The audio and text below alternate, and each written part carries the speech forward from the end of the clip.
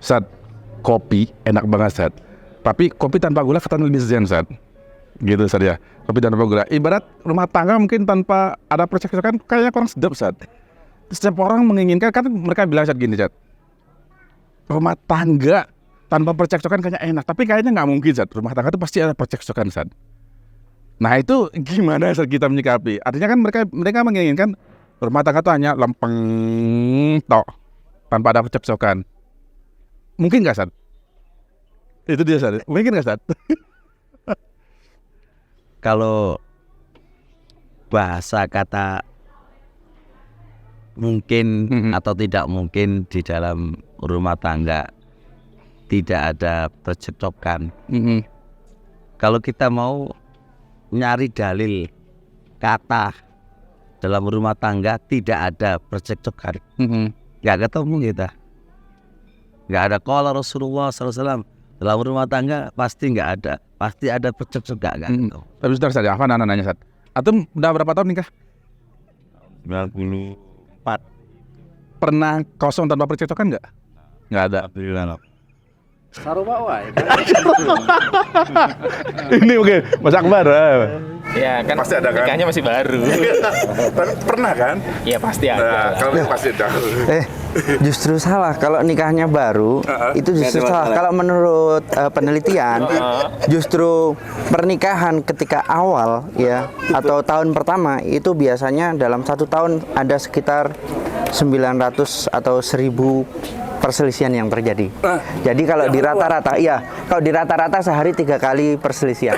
Ini kalau dalam penelitian, ya ada tulisan tentang itu. Jadi bahasa begini, itu kan kita buka masalah. Jadi kalau kita mau lihat secara dalil ya, kita tidak menemukan dalil yang menyatakan penetapan dan penafian itu nggak ada.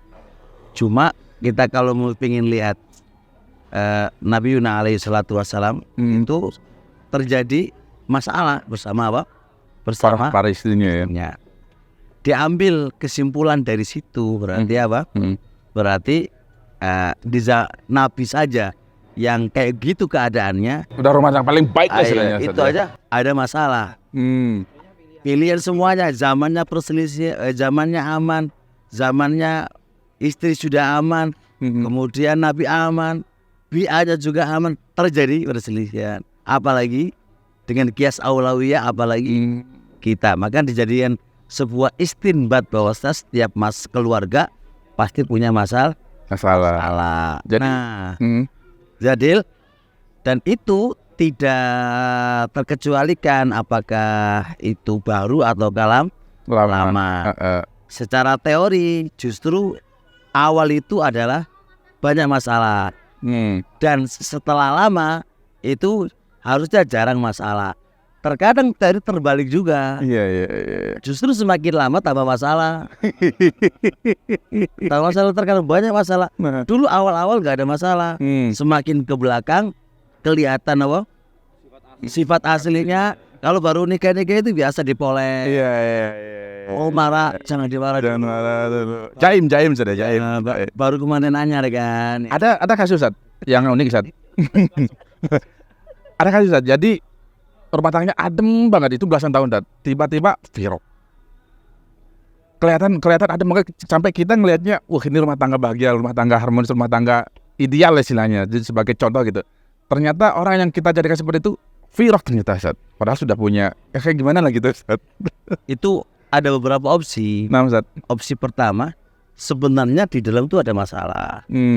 Cuma saking pinternya istri menutupi, atau istri dia sebenarnya nggak kuat. Afan, Atun di sini menekankan pada istri. Kenapa nggak pada suami istri gitu Sat? Oh, itu baru belum selesai. Belum selesai. Jadi terkadang istri itu kenapa saya bilang istri? Karena biasa nakal kan suami. Jadi sebenarnya itu udah punya masalah.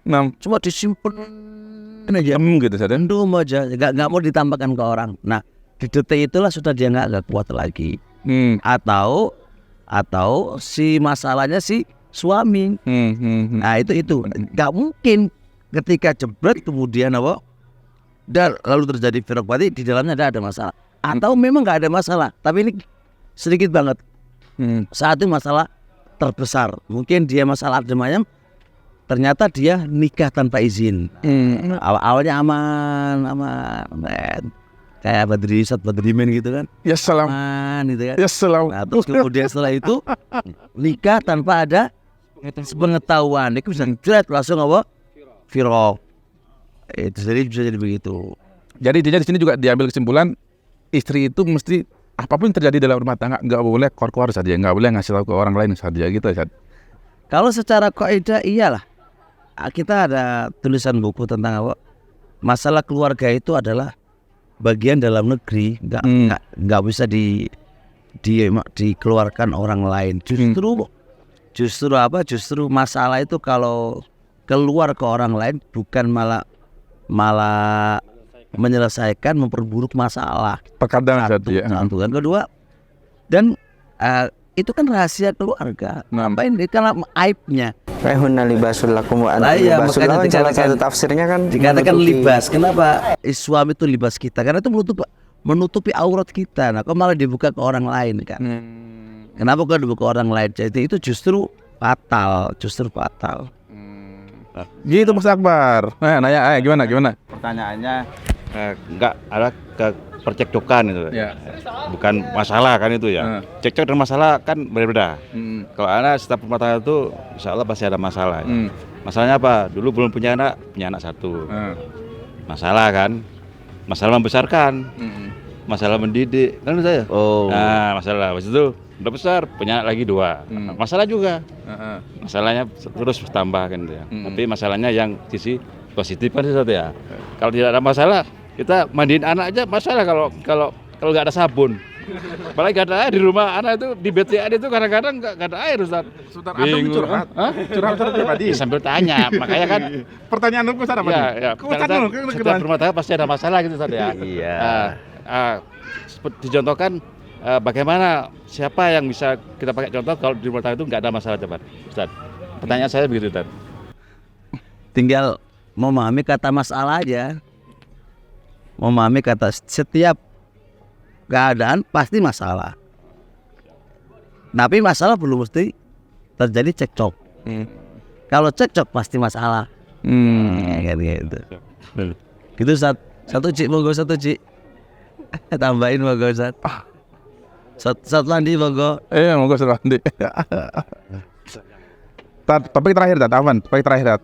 Mumpung kopinya juga mau habis Tat. Bismillah. Ustaz Ji ngomong, silakan lanjutin dulu Ustaz Ji. Fadal. Satu cik dulu. Ustaz Ji dulu, Fadal. Kalau yang namanya masalah pasti kita bisa lihat namanya muskilah. Jadi masalah atau kalau bahasa Arabnya muskilah itu memang ada ya dalam kehidupan rumah tangga. Kalau kita lihat dalam keluarga Rasulullah juga ada masalah ya. Makanya ketika ada masalah di keluarga Rasulullah itu justru kita bisa mengambil ibrah, pelajaran bagaimana cara penyelesaiannya. Masya Allah, dalam keluarga Rasulullah ketika ada permasalahan bagaimana menyikapinya, dan penyikapan Rasulullah kepada beberapa masalah itu berbeda-beda. Ada yang kadang taghaful itu masa bodoh, dibiarin aja, Cuek. Iya cuek, seakan nggak tahu. Kadang ada dengan nikosh, ya nikosh itu diskusi. Kadang ada dengan ikhna, ya itu ya banyak beberapa cara. Masya Allah, kalau kita lihat ada buku saya pernah baca Mushkilatuz Zawjah. Bentar, bukunya itu tentang bagaimana Rasulullah SAW menyelesaikan permasalahan-permasalahan rumah tangga. Subhanallah, bukunya ya lumayan bagus. Diambil dari istinbat beberapa dalil. Ustaz, ini lanjut dari yang tadi Ustaz. Ini anekdot di ikhwan kita lah yang sedang ngaji gitu segala macam. Apa nyambung Ustaz? Jadi mereka bilang gini. Ini sedikit luar konteks Ustaz. Mereka bilang begini. Sebagian kita terkadang di rumah itu saya kadang-kadang sebagian kita di luar itu kayak singa gitu Ustaz. Wibawa. Gimana gitu Ustaz? Sampai di rumah Ustaz, Hello Kitty, meow gitu. Tuh kan ketawa Ustaz, aku sama ketawa Ustaz. Udah ngalamin Ustaz. Nah, gimana Ustaz? Iya. Jadi gini. Pertama harus kita mengkondisikan bagaimanapun Anda di luar, tingkatan Anda punya jabatan apapun Anda, kalau Anda itu di luar, tetap Anda di rumah sebagai suami. Jadi jangan Anda sebagai polisi di luar, di rumah jadi polisi, mumet nanti itu. Bagaimana Anda jadi apa? Jadi bos di luar, di rumah juga jadi bos, tetap bermasalah. Makanya kita harus mengkondisikan kita itu di mana. Anda ketika di rumah, status Anda adalah suami, walaupun Anda di luar itu adalah General misalnya gitu. Anda suami. Nah, ketika Anda sebagai suami, maka ketika Anda bahasanya ciut apa? Ciut nyali, apa? Ya itu urusan Anda dengan istri kan itu kan. Yang mana mungkin Anda berbuat yang demikian itu dalam rangka ada maslahat lah yang antum lihat ya kan. Mensikapi masalah itu kan dari satu keluarga kan beda-beda. Tapi yang saya tekankan adalah ucapan sebagian orang yang mengatakan kamu itu jangan takut sama istri. Iya, muskilah kan berarti. Ini bahasa ini adalah bahasa yang saya katakan butuh dirinci. Dirinci. Karena dalam rumah tangga itu bukan masalah takut dan tidak takut, tapi masalah rumah tangga itu adalah dibangun di atasnya maslahat dan mafsadah. Itu yang harus. Bahasa saya takut sama istri, kalau ada kata saya takut, kenapa memangnya? Apakah saya berdosa? Dalam rangka saya takut dalam bab satu itu bisa jadi maslahat bagi saya untuk melunakkan dia dalam satu keadaan. Nah, dipahami oleh sebagian suami kok takut sama istri. Ini loh bahasa apa? Gitu loh. Tuh Mas Akbar dengerin tuh. Misal contoh kayak gambaran gini, Ustadz Badrimin. Bukan Ustaz. Kalau bisa kita katakan Ustadz Badrimin ini takut nikah lagi, takut sama istri gitu kan. Gambarannya gitu. Maka gambarannya apakah Badrimin salah? Salah. Kan nggak salah. Ya. Dan ukuran nikah dan nggak nikah kan ukuran masalah dan mafsadah di dalam rumah tangga dia. Kan begitu. Kalau saya ada dikategorikan takut istri, nggak ada masalah, untuk nggak dosa aja kan gitu kan. Tapi dalam bab ini saya punya prinsip membangun masalah dan mafsadah dalam rumah tangga saya. Contoh ketika Anda, Nabi aja, kenapa Nabi kok sampai membantu siapa? Membantu istri-istrinya menjahit. Ya menjahit. Apakah Nabi takut sama istrinya? Enggak. Kan nggak bisa begitu. Ini kan suatu pelajaran penting. Jangan begitu dikategorikan takut sama istri. Justru dia berbakti dan menjadi suami terbaik untuk istrinya, bukan masalah takut. Jadi ini bahasa teman-teman ini harus tolonglah sebelum ngomong itu dipikir dulu. Dan itu diucapkan dalam titik mengkritik gitu loh. Tapi ada sebagian orang yang memang suami itu tertindas banget dengan istrinya. Nah itu bahasa tertindas itu ya bab maneh, bab lain lagi. Nah, bahasa tertindas itu juga relatif juga menurut antum itu tertindas. Bagi dia adalah apa? Adalah karena curhatnya gitu bisa jadi. Oh ya udah, kalau cara curhat begini beda lagi. Kan bisa jadi lo ada gini loh. Ada karena saking sayangnya suami, sayang banget gitu loh. Sayang banget. Kerjaan istri pun dia kerja.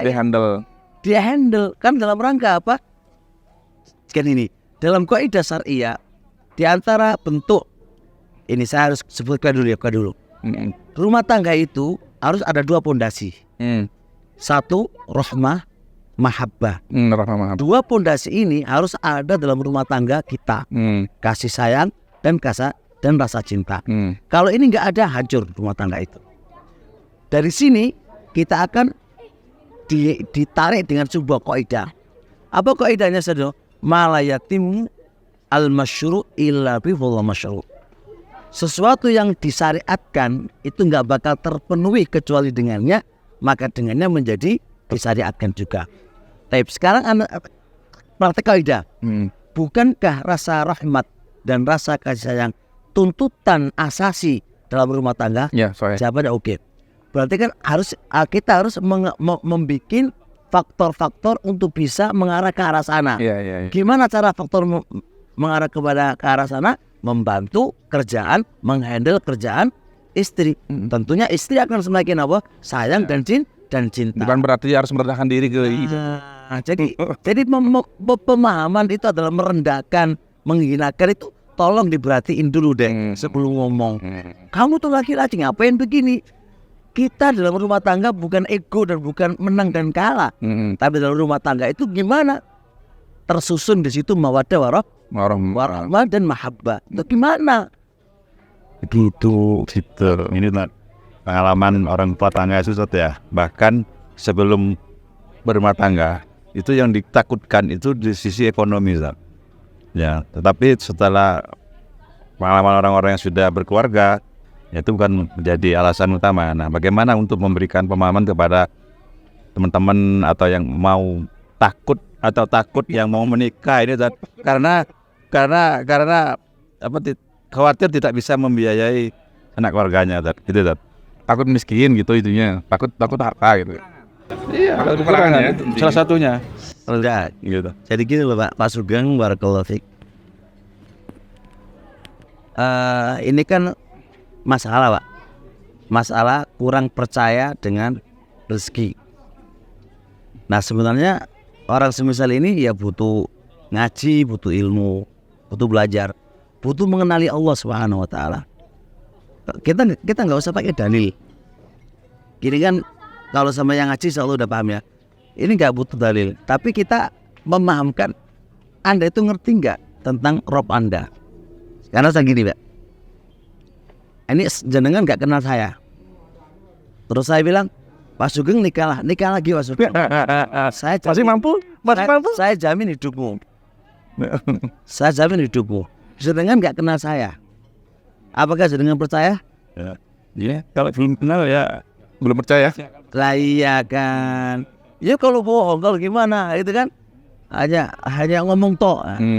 Tapi ketika jenengan tahu saya, amanah saya dan saya komitmen dan seterusnya, paling enggak walaupun enggak yakin 100% tapi kan naik Pak ya. Nah, kalau jenengan paham tadi sama aja kasih kita Rob kita. Kenali Rob kita. Bagaimana Allah itu iya sebelum Anda mau menikah itu sudah kata tadi kan kasusnya kan di situ. Kenali dulu Allah Subhanahu wa taala. Allah itu kayak apa? Kita enggak bicara dalil lah. Kita nggak ini saja. Yang kedua, secara real kenyataan. Ada nggak orang yang mati karena kelaparan dan nggak makan? Tapi real ketiga, kita nggak usah dalil Pak. Burung, hewan-hewan itu semuanya lebih cerdas mana kita dengan burung? Ya toh nggak ada ceritanya mereka mati kelaparan. Sudah, anak nggak bicara dalil banyak banget. Sebagai gambaran bahwasanya apa? Rezeki itu sudah ada yang nanggung, yaitu Rob kita. Nah, ini nggak akan bisa terwujud kecuali dia itu benar-benar mengenal Robnya. Jadi itu bukan suatu alasan, Dok, ya. Bukan suatu alasan. Tapi bagaimana kalau terkait dengan takdir? Lu takdirnya nikah harus sekian itu apa bisa? Maksud antum gini, Anda perjelas lagi ya. Kan Ustaz tadi coba bilang Allah menjamin rezekinya. Setiap makhluk dijamin rezekinya. Kalau nikah lagi gimana gitu kan maksud antumnya? Enggak. Ya begini, kan yang pakai alasan itu kan rezeki Allah yang itu kan yang sudah punya apa tempat yang bagus itu mau menikah tuh takut juga. Akhirnya seperti sekarang ada teman kita ya, saya nggak coba gini.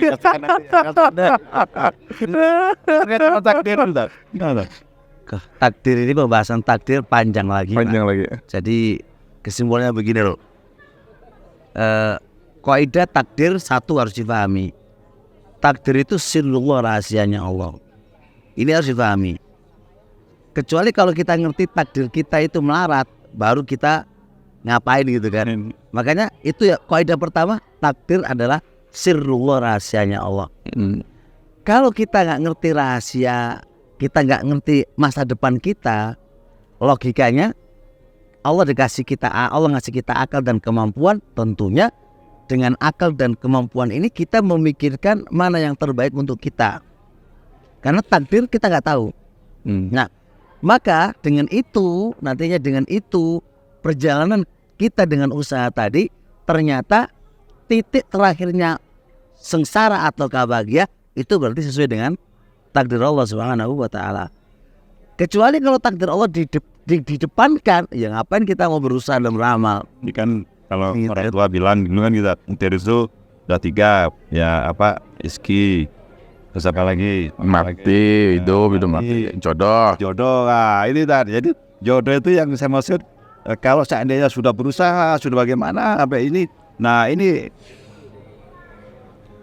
solusinya seperti apa tadi? Ya sudah pasrah gitu apa? Sudah kayak para imam kita kan, saking tolongnya belajar sampai nggak sempat menikah gitu, ada kan gitu ya. Nah itu beda babnya itu, Pak. Betul. Jangan menggabungkan 2 masalah yang berbeda. Masalah yang pertama adalah berusaha cari bojo, ternyata nggak ada apa. Kalau imam para ulama itu bukan mencari bojo, sibuk dalam satu, lupa dengan nggak sempet dengan ini. Nah, jadi kalau memang kita sudah upaya maksimal, welek, nggak dapat bojo, ya berarti dia nggak dapat bojo. Soal contoh kayak Ustadz Badrimi ini, udah cari istri keduanya ini, muter sedunia, ternyata sampai sekarang belum. Nah, berarti hari ini takdirnya belum dapat. Iya. Bagaimana kalau bisa ditakdirkan bisa mengelak, misalnya Ustadz Pandi, bisa mengelak Ustadz Pandi. Kalau ditakdirkan bisa begitu Ustadz? Lo nggak bisa kalau udah tulis kan, masa bakalam yakunu liyukhti'aka, apa yang menimpa kamu nggak bakal meleset. Dan apa yang meleset gak bakal menimpa kepada kamu. Ada kata dia bisa menolak, berarti takdirnya gak jadi. Jadi gitu, kita cukupkan dulu saja karena satu aja berjalan ya. Iya. Jadi terakhir Ustaz, Ustaz Wandi, Mas Akbar, Ustaz J, kapan nikah lagi? Tapi Ustaz, jazakallah khairan Ustaz, sudah memberikan pencerahan kepada kami. Itu cukup Pak Sugeng ya? Jazakallah khairan Ustaz. Ngopi lagi terakhir dah.